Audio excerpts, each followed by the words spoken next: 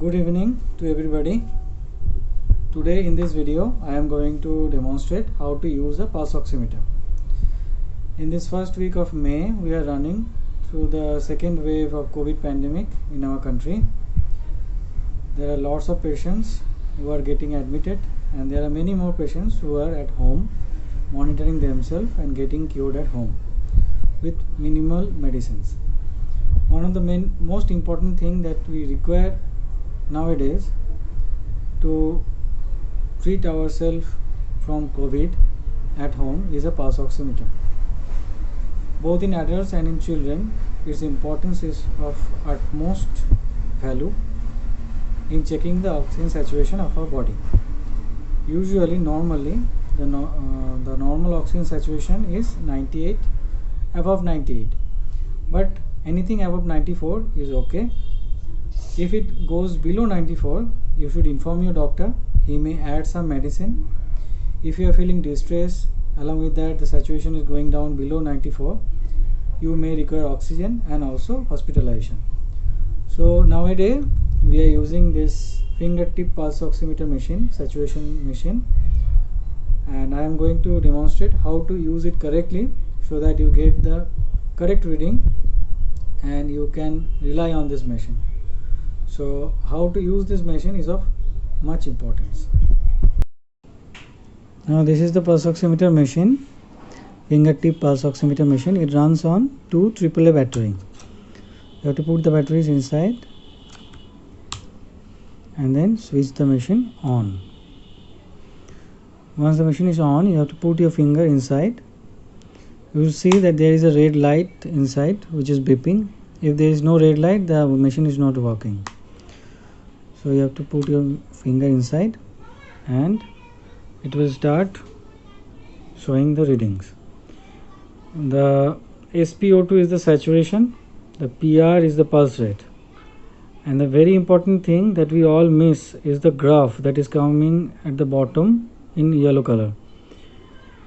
You can see here that the pulse is regular, symmetric, and is a sawtooth like pattern. Only when the wave is like this you can take the reading.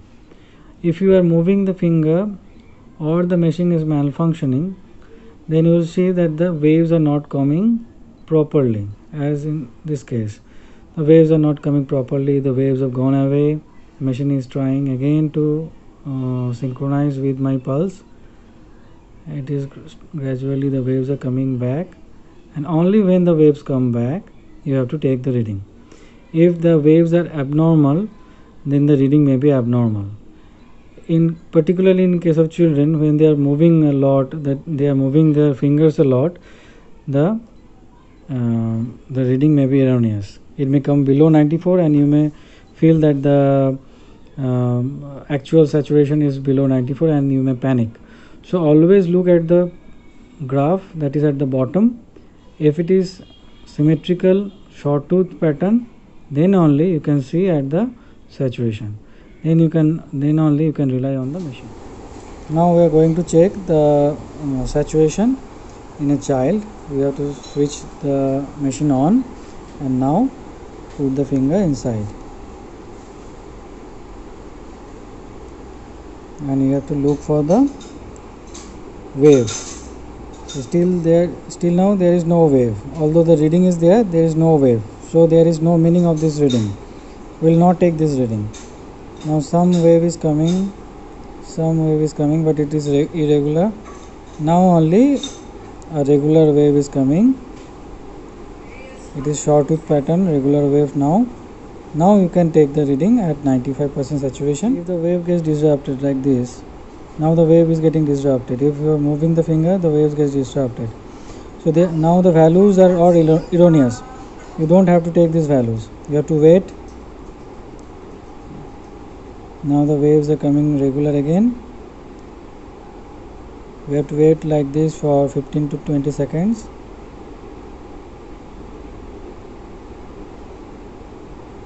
Okay, now we can take the reading, that is 95% saturation and 96% saturation and pulse rate of 100.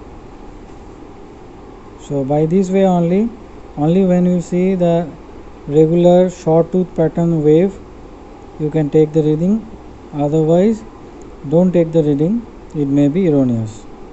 Thank you everybody. Be safe, be healthy.